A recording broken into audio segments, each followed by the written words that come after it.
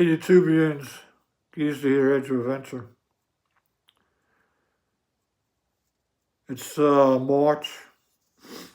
My most recent purchase is the ST270.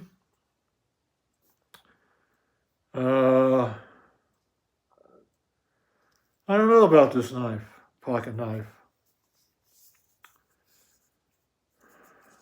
It's kind of hard to try to show you what the problem is. Might be able to see it here. If you're on to what goes on with knives, you can see that the tip is well below the center line of the pivot. Okay? Center line of pivot, the tip is down. That for me is a no-go.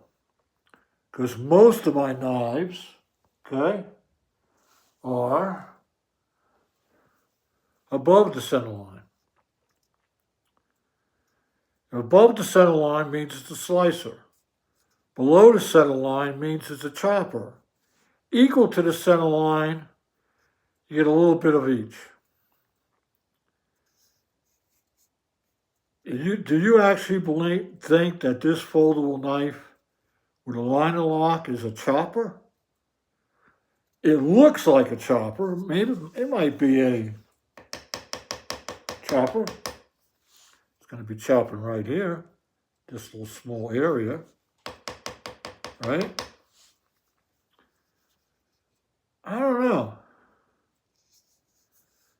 $100 knife on sale for $70. I had to add the lanyard. I had to add the thumb screw. Closure here is not the best. The front flipper is useless to me. And this is supposed to be a carbon fiber overlay with titanium. I couldn't tell you where the titanium is. Is it on a bolster? Is it the clip? Is it the back spacer? I don't think I'm going to get all these great things for $70. Do you?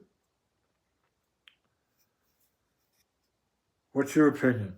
You have one? Let me know. But there it is. The other thing is, this is very slippery. Carbon fiber is very slippery.